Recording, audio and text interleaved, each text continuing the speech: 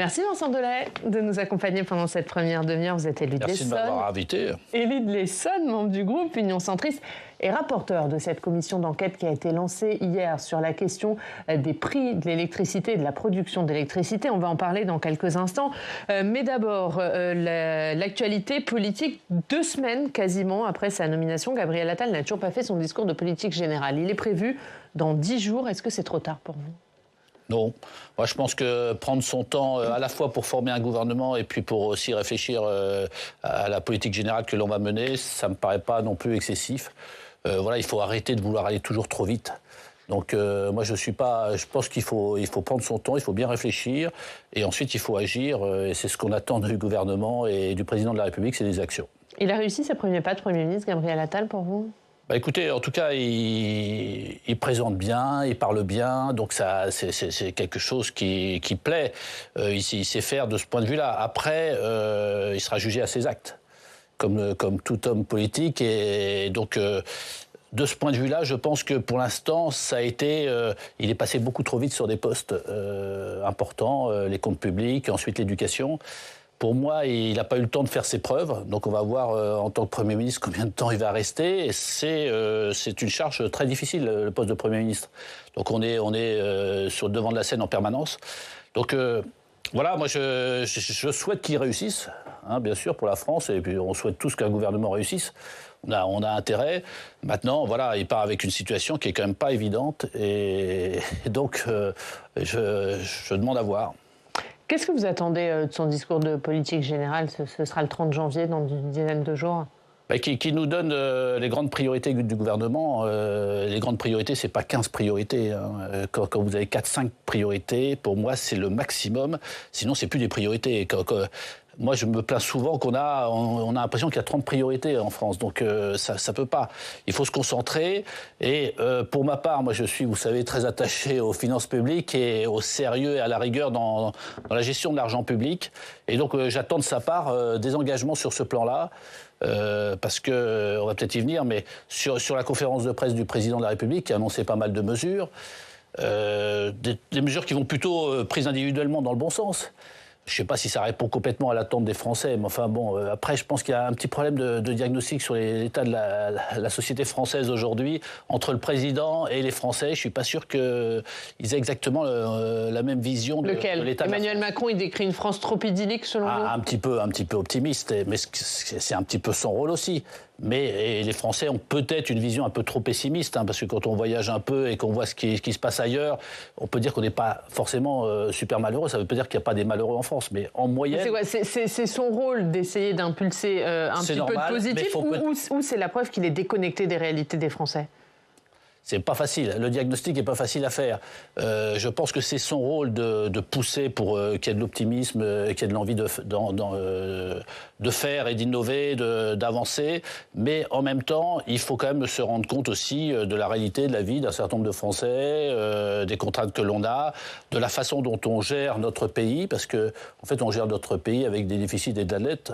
C'est assez simple. Et c'est ce que je voulais vous dire par rapport à toutes les mesures qui ont été annoncées. Moi, j'ai été surpris qu'à la fin, on ne dise pas « mais combien ça coûte tout ça ?»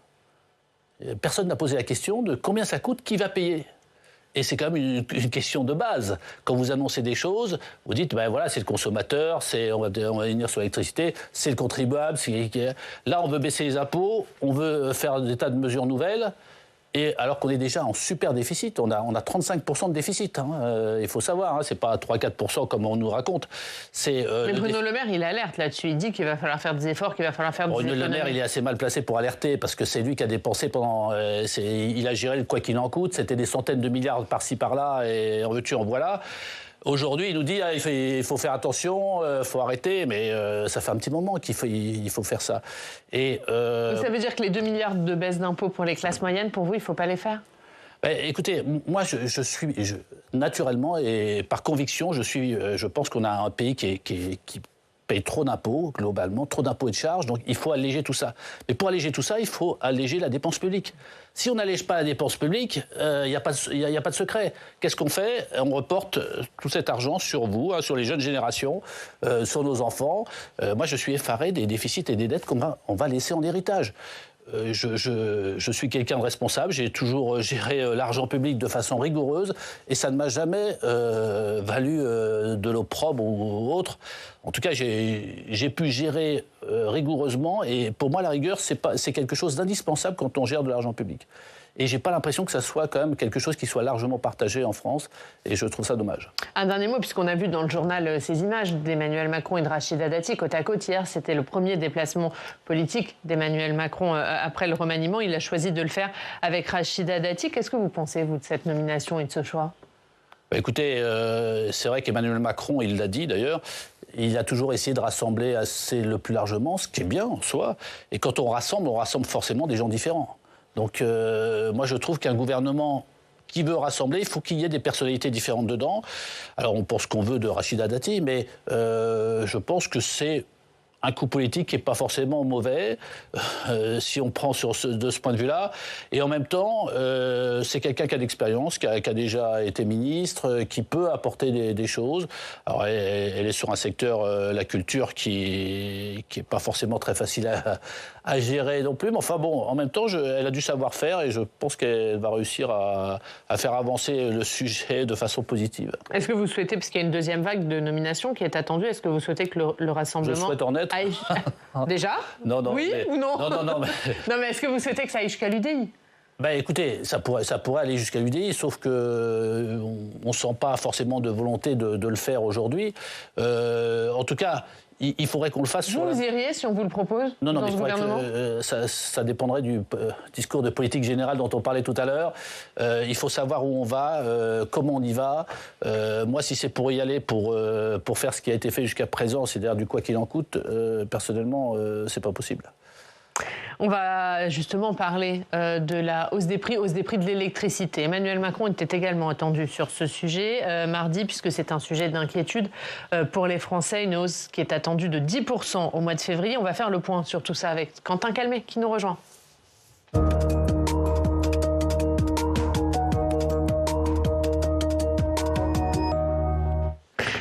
Bonjour Ariane, bonjour Vincent Delay. Bonjour. Et Quentin, les tarifs de l'électricité devraient donc augmenter le 1er février prochain. Bruno Le Maire a commencé à préparer les esprits, ça fait plusieurs mois déjà. Oui, c'est vrai. On attend le décret. Il doit être pris avant le 31 janvier pour savoir à combien va se chiffrer la hausse du prix de l'électricité. Pour rappel, la facture s'est déjà envolée en 2023. Plus 15% en février de l'année dernière, plus 10% en août dernier. La hausse des tarifs en 2023 représente 430 € selon l'association l'UFC Que Choisir quand on prend un consommateur de référence. Et donc, vous le disiez Oriane, le prix devrait continuer à grimper en février prochain, de quoi s'inquiéter. Écoutez le ministre de l'économie lundi dernier lors de la visite de la centrale nucléaire de Gravelines dans le Nord. S'agissant de la facture d'électricité, il n'y aura pas d'augmentation de plus de 10%, comme je m'y suis toujours engagé. 10%, ce serait donc le maximum, acté dans les prochains jours. Mais cela pourrait représenter quand même 200 € supplémentaires cette année sur la facture moyenne des Français. Une hausse du prix due à la hausse des taxes, car les cours de l'électricité sont revenus à la normale. La hausse des prix, vous le voyez dans cet article, c'est donc bien la seule responsabilité du gouvernement. C'est ce que dit ce papier de Public Sénat. Les oppositions appellent donc le gouvernement à revenir sur cette décision. Écoutez sur notre antenne Manuel Bompard pour la France Insoumise, qui adresse au passage un message à Gabriel Attal. Cette augmentation de 10% du prix de l'électricité au 1er février est uniquement due à une décision gouvernementale. Le prix de l'électricité sur les marchés a baissé. Il y a la possibilité d'annuler cette hausse. Il suffit d'une simple décision gouvernementale. Par exemple, il pourrait effectivement décider de le faire. Certains observateurs ont même pensé que le chef de l'État, il aurait pu revenir sur cette hausse lors de sa grande conférence de presse. Tous les regards qui se tournaient vers lui cette semaine. Mais donc, on attendra de voir ce que va faire Gabriel Attal le 30 janvier lors de son discours de politique générale. Emmanuel Macron, lors de sa conférence de presse, n'est pas rentré dans les détails, expliquant ne pas vouloir, je cite, se substituer au gouvernement qui doit prendre donc cette décision. Écoutez la suite. L'électricité, le prix va revenir dans la norme. Mais surtout, il restera, quel que soit ce que le gouvernement annonce dans les prochains jours, substantiellement inférieur à ce qui est payé en Allemagne, en Espagne, en Italie. Ça, il faut le regarder aussi. Et donc là où ça aurait dû augmenter de plus de 100%, l'année dernière, ça a dû augmenter de 25% l'électricité, et on va continuer d'avoir un prix de l'électricité nettement inférieur à nos voisins. Vincent Delahaye, qu'est-ce que vous en pensez? Que doit faire le gouvernement? Taxer ou ne pas taxer? Telle est la question. Alors en fait, le gouvernement avait décidé l'an dernier d'aider largement les Français en diminuant les taxes sur l'électricité de façon à limiter la hausse qui aurait dû être celle du prix de l'électricité. L'an dernier, ça a été limité, même si on l'a senti quand même, et tout le monde l'a senti. Mais donc aujourd'hui, avec le prix des marchés qui ont diminué considérablement, ils s'étaient envolés de façon incroyable. Aujourd'hui, c'est pas anormal d'essayer de retrouver un niveau, j'allais dire normal de taxes. Après, quel est le niveau normal de taxes? Ça fait partie des sujets qu'on va aborder lors de notre commission d'enquête. C'est aussi sur cette question du prix, moi, qui m'a alerté. Pourquoi j'ai souhaité créer cette commission d'enquête? C'est parce que la volatilité des prix de l'électricité, alors que c'est un produit de première nécessité pour chacun d'entre nous, pour les entreprises, pour la compétitivité du pays. Et moi, je me suis dit, c'est pas possible qu'on ait un système qui soit aussi compliqué, avec un tarif réglementé, un marché de gros, un marché spot, des contraintes européennes. Personne n'y comprend rien, en fait. Comment est-ce qu'il faut comprendre la hausse de 10% que veut le gouvernement? C'est pour renflouer la dette du pays? Non, c'est pour revenir à la normale, je dirais, par rapport à la situation antérieure, puisqu'en fait, on a baissé considérablement pratiquement au minimum. En fait, on a étalé en fait la hausse qu'on aurait dû avoir en pic. Elle est lissée en fait. On l'étale dans le temps. On rattrape en fait la hausse de l'année dernière. Pas complètement, mais on en rattrape une partie. Et après, est-ce qu'il faut continuer comme ça? Moi, je pense qu'on pourra faire des propositions, nous en tout cas au niveau de la commission d'enquête, sur la façon dont on peut aider ceux qui en ont le plus besoin, c'est-à-dire ceux qui ont le moins de moyens, de façon ciblée, parce que moi je suis pour des aides ciblées. Quand on aide de façon ciblée, pas de façon générale. Et ensuite, comment on arrive à avoir une électricité qui aujourd'hui est relativement compétitive par rapport à l'Europe? Peut-être pas par rapport à l'ensemble du monde, si on regarde dans le monde, parce qu'on fait toujours des comparaisons avec l'Europe, et souvent l'Europe est plus chère que les États-Unis, que la Chine et qu'ailleurs. Et pour notre compétitivité économique, pour nos entreprises, c'est important aussi de pouvoir avoir une électricité qui soit compétitive sur les marchés. Vous ne demandez pas, Emmanuel Macron, de revenir sur cette hausse, ou au moins de l'amoindrir? Non, écoutez, je pense que après il faut qu'on arrive à faire de la clarté sur le sujet. Tant qu'on n'a pas fait de la clarté sur le sujet, moi je ne peux pas me prononcer. Je considère que le gouvernement a pris une décision l'an dernier qu'on pouvait approuver ou ne pas approuver, mais de faire un gros effort et de demander à EDF de faire des gros efforts, parce que EDF a fait des pertes considérables, parce que EDF a payé une partie des décisions prises par le gouvernement. Les boucliers, oui. Voilà, le bouclier tarifaire, ça a joué. Donc aujourd'hui, ça va dans l'autre sens. Je ne dirais pas que c'est un scandale. On avait vu que le Sénat avait essayé de faire quelque chose de plus ciblé lors de l'examen du budget à l'automne dernier, avec un chèque électricité pour les 6 déciles, les 60% de Français, classe moyenne, classe modeste. Le gouvernement avait écarté ce dispositif à l'automne dernier. Vous le regrettez? Ça aurait été plus malin? Moi, je pense que tout ce qui est ciblé est plus malin. C'est comme les 30 centimes de ristourne sur le prix de l'essence, le carburant. C'est quelque chose qui a bénéficié aux gens qui partent en week-end en 4x4, les étrangers qui traversent la France. En fait, on a payé un peu tout le monde, alors que nous, on avait demandé ici au Sénat que ça soit ciblé. Et à travers les entreprises, on pouvait cibler sur les gens qui travaillent, qui ont besoin d'utiliser leur voiture pour travailler. Donc, d'une façon générale, souvent, on part trop vite sur des aides qui sont absolument pas ciblées et qui coûtent très très cher. Et qui coûtent très très cher, non pas à nous, mais aux générations futures. Donc à vous, parce que vous êtes beaucoup plus jeune que moi. Donc c'est vous qui allez payer tout ça à la fin, parce qu'on va vous laisser des tonnes de déficit et de dettes. Mais si on avait suivi les propositions du Sénat, ça veut dire que la hausse pour certains ménages, les plus aisés, c'était votre proposition, aurait été bien au-delà de 10%.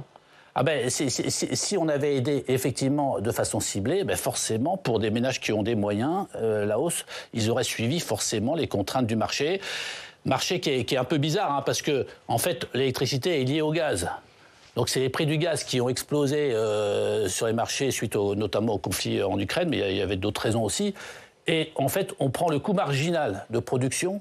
Et le coût marginal de production, ça veut dire que c'est les dernières centrales qu'on utilise. Et les dernières centrales, la plupart du temps, c'est du gaz. Donc c'est pour ça que en fait, le prix de l'électricité est monté aussi haut, aussi vite.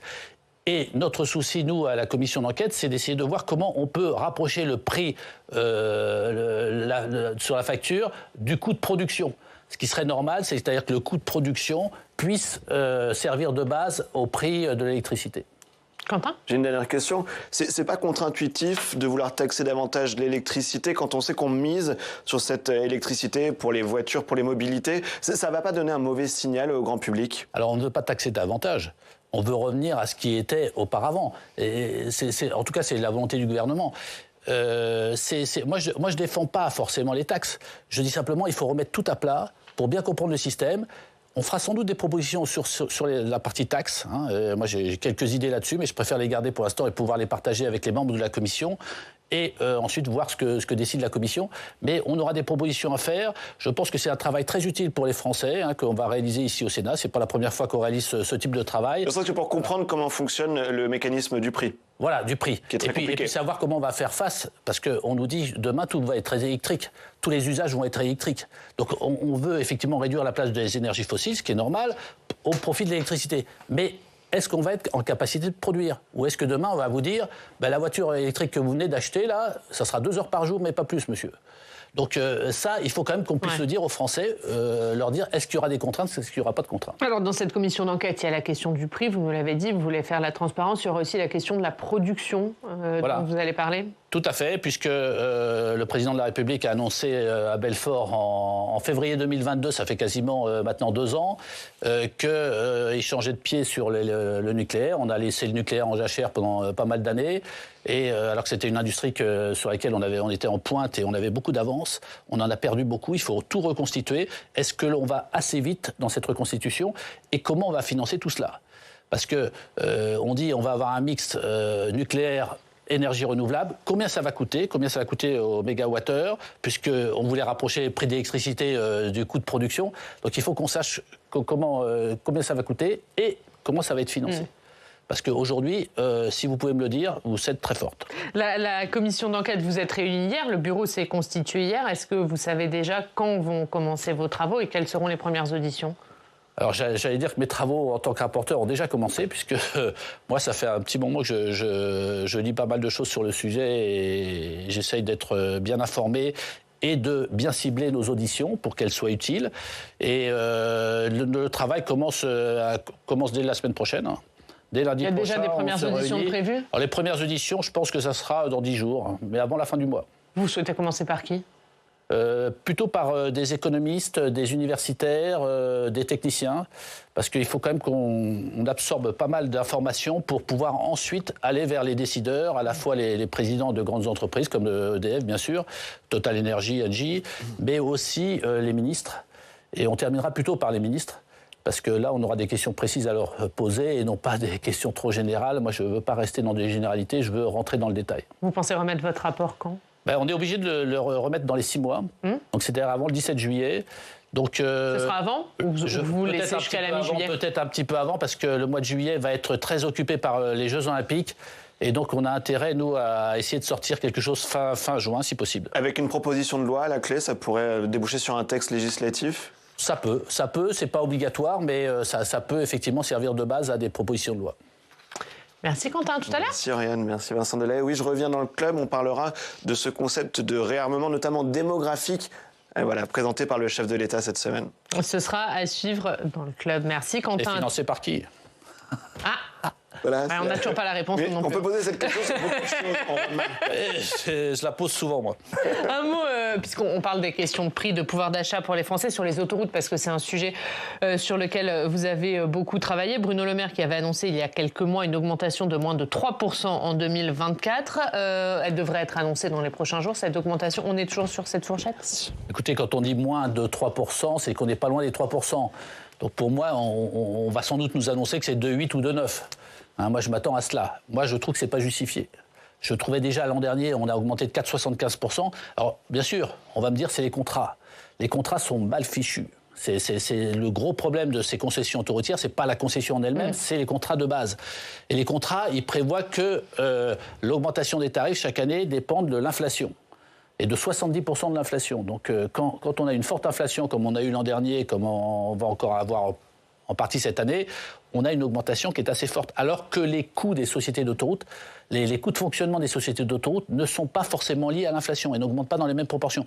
Ce qui veut dire que quand vous augmentez leur chiffre d'affaires à travers l'augmentation des tarifs des péages, vous augmentez leurs profits. Et ils ont déjà des profits qui sont nettement supérieurs à ce qu'ils étaient attendus à l'origine. Et c'est ce que je réclame de la part du gouvernement, c'est qu'il tape du poing sur la table et qu'à un moment donné, on puisse faire un point complet sur cette situation qui n'est pas intéressante pour l'intérêt général et pour l'ensemble des Français. On va voir l'actualité dans nos régions pour terminer. Pourquoi pas. On va à Vichy aujourd'hui dans l'Allier où on retrouve Mathieu Perrineau. Bonjour Mathieu, merci beaucoup d'être avec nous, responsable de l'agence de Vichy à la rédaction du journal La Montagne. Mathieu, on va parler aujourd'hui dans vos pages de votre dossier sur les difficultés des communes à trouver une assurance. Vous êtes allé rencontrer plusieurs élus sur ce sujet. Oui, exactement. On parle souvent de la hausse des coûts de l'énergie, de la baisse des dotations de l'État, mais les collectivités locales ont d'autres soucis qui se voient moins, des gros soucis d'assurance. Pour faire court, soit elles sont lâchées par leur compagnie, soit elles doivent payer des tarifs exorbitants. Quelques exemples. Le premier à Arcueil, une ville de 22 000 habitants du Val-de-Marne. En juin, la France, on s'en souvient, a connu des émeutes. Cette commune n'est pas épargnée. Il y a de la casse sur la voirie. La facture avoisine les 30 000 €. On est en juin. Le maire envoie la facture à son assurance, comme d'habitude, et part en vacances. À son retour, mauvaise nouvelle, il reçoit un avenant à son contrat qui lui annonce que sa franchise va passer de 1 500 à 2 millions d'euros en cas d'émeute. Autre exemple, dans la commune du Coteau dans la Loire, le maire n'a plus d'assurance depuis le 1er janvier. En fait, la commune a subi un violent orage de grêle en juin 2022 avec plus de 3 millions d'euros de dégâts et sa compagnie a préféré résilier son contrat. Et puis, je pourrais vous parler aussi de Dinan qui a dû prendre un assureur au Japon parce que personne ne répondait plus à son appel d'offres. Bref, les collectivités s'inquiètent. Plus d'1 millier de communes sont concernées, sont déjà concernées. Et c'est une source supplémentaire de démotivation pour les maires. Quelles sont les solutions, Mathieu, pour ces communes? Vers qui elles peuvent se tourner? Alors oui, heureusement, il y a quelques pistes de travail pour avancer sur ce sujet, parce que les assureurs sont parfois eux-mêmes en difficulté. L'une de ces pistes, c'est la hiérarchisation des sinistres. Ça veut dire quoi? Par exemple, que les communes pourraient arrêter de déclarer leurs petits sinistres, comme le rétroviseur cassé de la voiture de l'agent communal. Les communes pourraient donc s'auto-assurer et installer ces dépenses dans leur budget. Dans un deuxième niveau, les assureurs continueraient de porter les risques des collectivités en cas de sinistre sérieux, comme un incendie d'école par exemple. Et puis au troisième niveau, ce serait à l'État de prendre en charge les sinistres exceptionnels en cas d'émeute ou d'aléas climatiques. C'est donc un dossier brûlant, d'autant que le climat se dérègle de plus en plus et que la société française est inflammable. D'où ma question, monsieur le sénateur, comment avancer vite sur ces questions pour éviter qu'une émeute ou qu'un orage vide les caisses d'une commune et pour éviter de finir de démotiver les élus locaux? Oui, alors c'est un sujet que je connais bien puisque j'étais maire 22 ans. Ça fait 7 ans que je ne suis plus maire parce qu'il y a le cumul des mandats. On nous a empêchés de pouvoir être parlementaire et maire, ce que je trouve dommage. Et ces histoires d'assurance, c'est pas nouveau. Parce qu'en 2005, il y a eu aussi des émeutes. Hein, on a peut-être un peu oublié. Mais à Massy, j'ai eu un gymnase qui a brûlé. Et à l'époque, on était assurés, ça a été remboursé. Mais ensuite, les compagnies d'assurance, effectivement, nous ont fait monter les primes de façon assez conséquente et les franchises aussi. Et donc, j'ai fait mes calculs, j'ai regardé un petit peu tout ça. Et pendant plusieurs années, on a été notre propre assureur. Donc, on s'est auto-assuré et on a gagné de l'argent. Donc, je pense que c'est quelque chose qu'il faut regarder à chaque fois, systématiquement. Et à la commission des finances, dont je fais partie au Sénat, on a décidé de réfléchir à la question pour faire des propositions dans le semestre qui vient, donc c'est avant l'été.